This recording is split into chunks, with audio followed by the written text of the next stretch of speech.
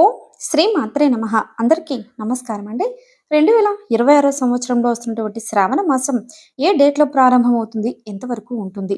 శ్రావణ మాసం యొక్క విశిష్టత, శ్రావణ మాసంలో వచ్చే ముఖ్యమైన పండుగలు. ఈసారి ఎన్ని శ్రావణ శుక్రవారాలు, శనివారాలు, మంగళవారాలు వచ్చాయండి?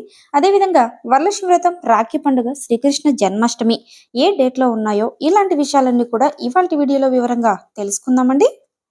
వర్షాకాలం మొదలవుతూనే వచ్చే మాసమే ఈ శ్రావణ మాసం అండి. శ్రావణ మాసం లక్ష్మీనారాయణకు ఎంతో ప్రీతికరమైనటువంటి మాసం. వివిధ రకాల పూజలు, వ్రతాలు ఆచరించడం వల్ల విశేషమైనటువంటి ఫలితాలు ప్రసాదించే దివ్యమైన మాసంగా ఈ శ్రావణ మాసం గురించి చెప్పుకుంటారు. అదేవిధంగా ఈ నెలలో పౌర్ణమి నాడు చంద్రుడు శ్రవణ నక్షత్రంలో సంచరించడం వల్ల ఈ మాసానికి శ్రావణ మాసం అనే పేరు వచ్చిందండి. ఇంకా మహిమాన్వితమైనటువంటి ఈ శ్రావణ మాసం విశిష్టత అయితే చాలా ఉందండి. శ్రావణ మాసం లక్ష్మీనారాయణల పూజకు ఎంతో విశిష్టమైనటువంటిది. ఈ మాసంలో చేసే దైవ కార్యాలకు కూడా చాలా శక్తి ఉంటుందటండి. శ్రావణ మాసం అంటే అమ్మవారికి మాత్రమే చెందిందనేదని అనుకోవడం అపోహ అండి. ఈ శ్రావణ మాసంలో వచ్చే సోమవారాలకు కూడా చాలా విశిష్టత ఉంది. ఈ శ్రావణ మాసంలో చేసే శివ పూజ చాలా విశేషమైనటువంటి ఫలితాన్ని అయితే ఇస్తుందండి. శ్రావణ మాసంలో అన్ని సోమవారాలు కూడా మనం పగలంతా ఉపవాసం ఉండి రాత్రి వేళలో స్వామివారికి రుద్రాభిషేకాలు, బిల్వార్చన చేస్తే పాపాలనేవి కడతెరుతాయట. శ్రావణ మాసంలో చేసే పూజలు, నోములు, వ్రతాలు అనంత పుణ్యాన్ని ప్రసాదిస్తాయండి. శ్రీ మహావిష్ణువుకు, శ్రీ మహాలక్ష్మికి, పరమశివునికి అత్యంత ప్రీతికరమైనటువంటి ఈ శ్రావణ మాసంలో వ్రతాలు, నోములు, పూజలు ఆచరించడం వల్ల విశేష ఫలితాలు, సకల సౌభాగ్యాలు కలుగుతాయి. అందుకని ఈ శ్రావణ మాసాన్ని ప్రత్యేకంగా కూడా ఆధ్యాత్మిక మాసం అని కూడా అంటారండి. ఇకపోతే ఈ శ్రావణ మాసం మహిళలకు ఎంతో పవిత్రమైనటువంటి మాసం అండి. ఎందుకంటే సాధారణంగా మహిళలు ఆచరించే వ్రతాలలో ఎక్కువ వ్రతాలన్నీ ఈ నెలలోనే ఉంటాయి. కనుక ఈ నెలను వ్రతాల మాసమని, సౌభాగ్యాన్ని ప్రసాదించే మాసమని బ్రహ్మాండ పురాణం, భవిష్యోత్తర పురాణాలలో కూడా పేర్కొన్నారండి. అసలు ఈ శ్రావణంలోనే ఇన్ని వ్రతాలు, నోములు ఎందుకంటే హిందూ సంప్రదాయం ప్రకారం నోములు, వ్రతాలు అన్నవి నిత్య పూజలో భాగం కావండి. ఒక ప్రత్యేక ప్రయోజనాన్ని ఆశించి శాస్త్రంలో నిర్దేశించిన సమయంలో మాత్రమే చేసేవి. ఏ పనైనా దీక్ష, పట్టుదలతో చేస్తామో దాన్ని వ్రతం అంటారండి.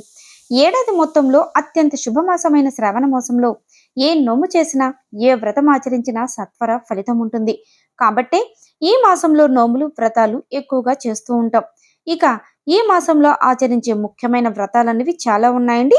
అవి ఈ వీడియోలో వివరంగా తెలుసుకుందాం. ఇంతటి విశిష్టమైనటువంటి ఈ శ్రావణ మాసం 2026 సంవత్సరంలో ఏ నెలలో, ఏ డేట్ నుంచి స్టార్ట్ అవుతుంది, ఎంతవరకు ఉంటాయో చూద్దామండి.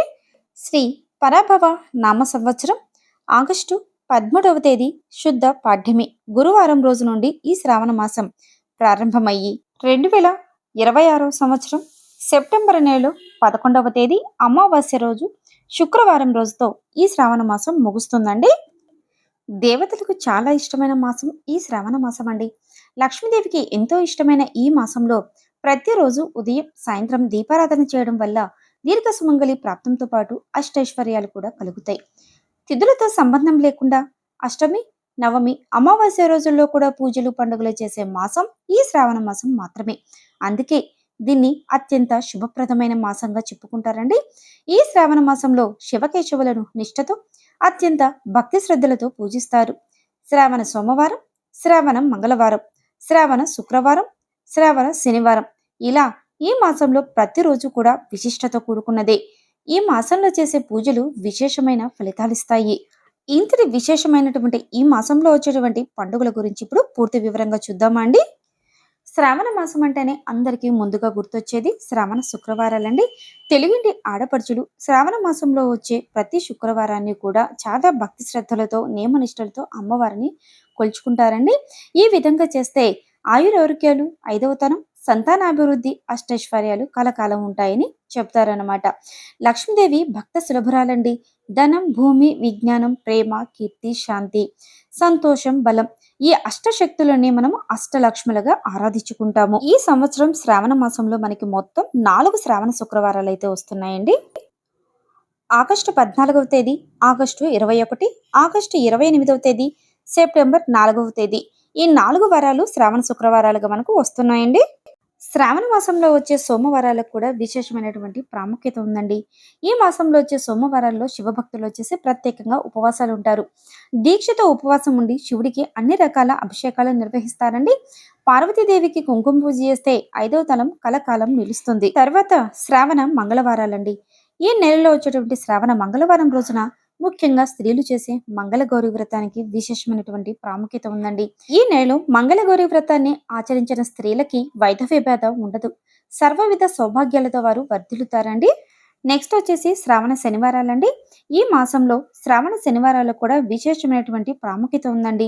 శ్రావణ మాసంలో వచ్చే అన్ని శనివారాలు కూడా శ్రీ వెంకటేశ్వర స్వామిని పూజిస్తే విశేషమైనటువంటి ఫలితం వస్తుందండి. ముందుగా అమ్మవారిని ప్రసన్నం చేసుకోవాలంటే అయ్యవారిని కూడా విశేషంగా పూజించుకోవాలి అండి. ఈ శ్రావణ మాసంలో నాగుల చవితి కూడా ఉందండి.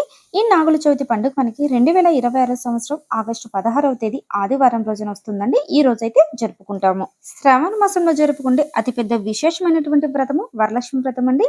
ఈ వరలక్ష్మి వ్రతం మనకి శ్రావణ మాసంలో పౌర్ణమి రోజున వచ్చేసిందండి. ఈ సంవత్సరము ఆగస్టు 28వ తేదీ శుక్రవారం రోజున వరలక్ష్మి వ్రతాన్ని అయితే జరుపుకుంటాము.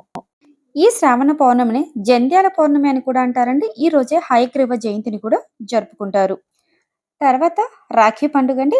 ఈ రాఖీ పండుగ మనకి 2026 సంవత్సరం ఆగస్టు 28వ తేదీ పౌర్ణమి రోజు శుక్రవారం రోజున వస్తుందండి. తర్వాత శ్రీకృష్ణ జన్మాష్టమి అండి.